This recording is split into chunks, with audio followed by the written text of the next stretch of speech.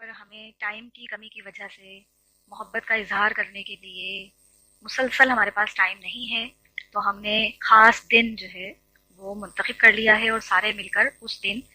خاص کوئی سیلیبریشن ہم یہاں پر سیلیبریٹ کرتے ہیں، ایکٹیویٹی پرفارم کرتے ہیں اور اس دن کو کسی ایک جماعت کی یا کہنا چاہیے ایک سلوگن کی ایک پہچان کر دیا ہے، اس کی پہچان بنا دیا گیا ہے۔ اور اسی طریقے سے 24 دسمبر کو بھی متحدہ ایک پارٹی ہے، کراچی میں بہت بڑی تعداد میں پائی جاتی ہے، تو وہ دن منایا گیا ہے۔ بیسک اس میں بتانا مقصد میرا یہ ہے کہ جب تک متحدہ پارٹی کی عروج کا دن تھے، جب تک یہ خوب گج بج کر کراچی میں راج کر رہی تھی یہ پارٹی، تب اتنے سال تک کم و بیش کوئی کہنا چاہیے کہ 30 سال تک کلچرل ڈے متحدہ پارٹی کو منانے کی کوئی ضرورت محسوس نہیں ہوئی ہے۔ جب تک یہ پارٹی عروج پر رہی ہے، جب تک ان کا زور چلتا رہا ہے، تب تک انہیں کوئی اس قسم کا ڈے منسوخ کرنے کی حاجت ہی محسوس نہیں ہوئی ہے۔ اب آج کے ٹائم میں جب اس پارٹی کے کہنا چاہیے کہ بکھر گئی ہے، تتر بتر ہو گئی ہے، ٹکڑے ٹکڑے ہو گئے ہیں، اب اس پارٹی کے مشہوری کے لیے، اس پارٹی کی موجودگی کا کہنا چاہیے اظہار کرنے کے لیے اب کوئی ڈے منانے کی ضرورت پڑ گئی ہے۔ تو اس سے کیا سمجھ میں آتا ہے کہ اگر ہم کوئی قوم مردہ ہونے جا رہی ہوتی ہے تو پھر ہمیں اپنے اسٹیٹس کا خیال آتا ہے کہ کہیں ایسا نہ ہو کہ ہمارا نام و نشان ہی ختم ہو جائے، تو پھر لہٰذا ہمیں اس قسم کی کوئی ایکٹیویٹی پرفارم کرنا پڑتی ہے۔ اب یہ بات جیسے کہ 24 دسمبر کو ان لوگوں نے متحدہ جماعت کی پارٹی کے حوالے سے کلچرل ڈے منایا ہے، کیک وغیرہ کاٹا گیا ہے، تحفے تحائف دیے گئے ہیں، ایک دوسرے کو مبارکبادیں دی گئی ہیں، گفٹس بانٹے گئے ہیں، مٹھائیاں بانٹی گئی ہیں، تو اس سب سے یہ کیا اظہار کرنا چاہتے ہیں کہ ہم ابھی بھی متحد ہیں۔ متحد کے حوالے سے ایک بڑی اچھی بات آج ہی مجھے ایک کہنا چاہیے ہماری کلاس کے ہی ممبر ہیں، انہوں نے کہا کہ متحد کے اندر آپ غور کریں کہ تمام ورڈ ملا کر لکھے جاتے ہیں، 4 ورڈ ہیں اور 4 ورڈ کو ملا کر لکھا جاتا ہے، یعنی کہ ایک مضبوط مٹھی بن جاتی ہے متحد، کوئی بھی چیز علیحدہ نہیں ہے اس کے اندر۔ تو ہمیں تو ایک ہونے کی ضرورت ہے نا، ایک پلیٹ فارم ہمارا ہونا چاہیے جس کے لیے کہا گیا کہ ایک اللہ، ایک نبی، ایک قرآن، ایک کلمہ، تو پھر ہم مسلمانوں میں تفرقہ کیوں ہے؟ تو ہم ایک تو نہیں ہو رہے ہیں آج بھی۔ اور پھر انہوں نے یہی بتانا چاہا ہے کہ ہم سب ایک ہیں۔ پتہ نہیں ہم اپنے آپ کو دھوکہ دے رہے ہیں یا اپنے مخالف پارٹیز کو دھوکہ دے رہے ہیں، اور اس بات پر بہت زیادہ افسوس ہوتا ہے کہ یہ کام کون کر رہا ہے؟ مسلمان، اللہ کو ماننے والے، امن کے دائی، ان کی طرف سے اس قسم کے اقدامات اٹھائے جاتے ہیں تو بہت زیادہ افسوس ہوتا ہے۔ اب اس دن کو دیکھیں کیسے ڈائلیوٹ کرنے کے لیے کچھ مذہبی لوگوں نے اس میں ایک چنگاری کا معاملہ کیا ہے کہ 24 دسمبر کو اتفاق سے 22 جمادی الثانی بھی آ گئی، تو 22 جمادی الثانی کو انہوں نے ایک اور نیا دن سیلیبریٹ کیا ہے، حضرت ابوبکر الصدیق رضی اللہ تعالی عنہ کے وفات کا دن منایا گیا ہے۔ اب ہم دیکھیں کتنے زیادہ چوزی لوگ ہیں کہ جب ہم چاہتے ہیں تو ہم کوئلے کو بھی سونا کہنے لگتے ہیں، اور جب ہماری مرضی ہوتی ہے تو ہم سونے کو بھی کوئلہ کہنے سے دریغ نہیں کرتے ہیں۔ کہاں تو ہمیں حسین رضی اللہ تعالیٰ عنہ کی شہادت پر کسی قسم کا بھی غم منانے سے اس اعتبار سے تبلیغ کی جاتی ہے کہ غم تو صرف 3 دن کا ہوتا ہے، تو پھر یہ 22 جمادی الثانی میں ہمیں حضرت ابوبکر الصدیق رضی اللہ تعالیٰ عنہ کی وفات کو سیلیبریٹ کرنے کی تبلیغ کیوں دی جا رہی ہے؟ مطلب ایک دوسرے کے ساتھ کس حد تک ہم ٹسل میں مضبوط ہو گئے ہیں۔ اب اس کے آگے والا دن آ جاتا ہے، اتفاق کی بات دیکھیں 25 دسمبر بھی ساتھ میں ہی لگا ہوا ہے، اور 25 دسمبر ایک ایسا واحد دن ہے، یا کہنا چاہیے چند دنوں میں سے ایک ایسا دن ہے جس میں پوری ہی دنیا میں چھٹی منائی جاتی ہے، پوری دنیا میں۔ اور اس کا کچھ اتفاق ایسا ہوا ہے کہ 25 دسمبر کو پاکستانیوں کے لیے ایک بہت بڑی ہستی،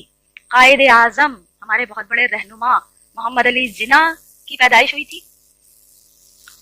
اور باقی کہنا چاہیے تمام کے تمام کرسچنز کے لیے آج کے ٹائم میں اس روئے زمین پر اگر سب سے زیادہ تعداد میں لوگ موجود ہیں کسی مذہب کے ماننے والے، تو وہ ہیں کرسچنز۔ 3 ارب کے قریب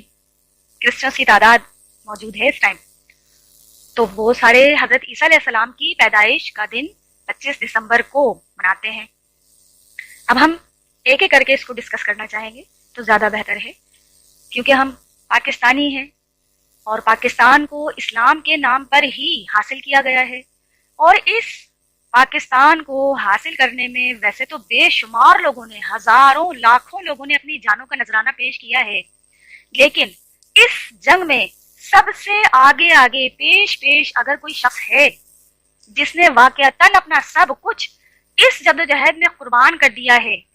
اپنا جسمانی، دماغی، روحانی،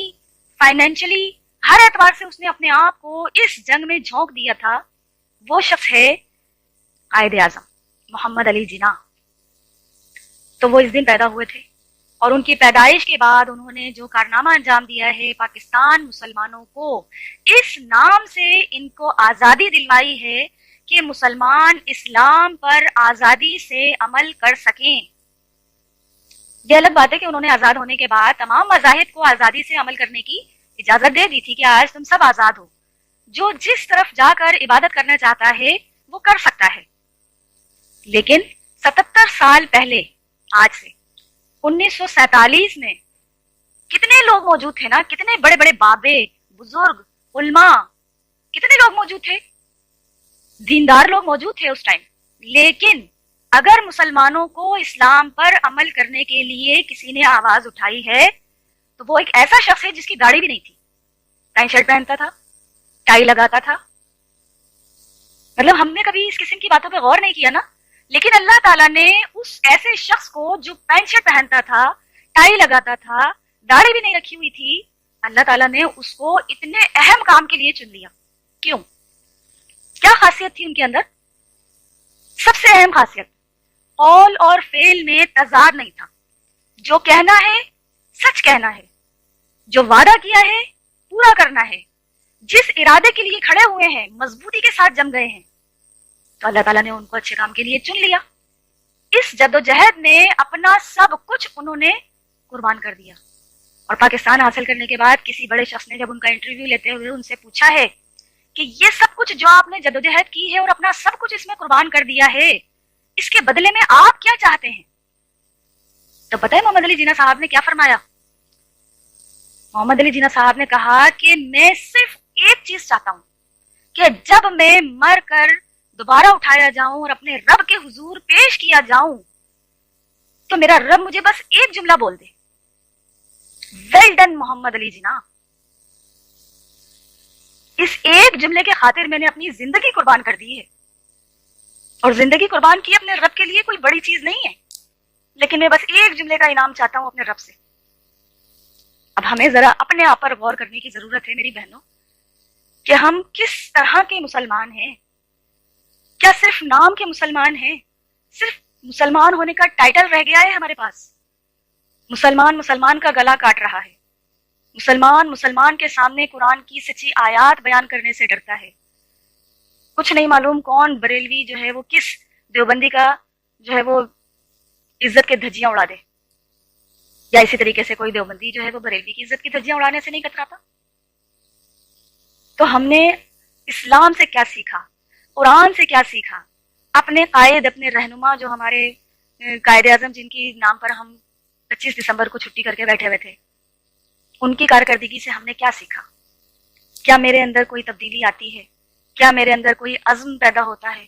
کیا میں نے کبھی اپنے رب کو راضی کرنے کے لیے خالصتاً کوئی ایک بھی عمل کیا ہے؟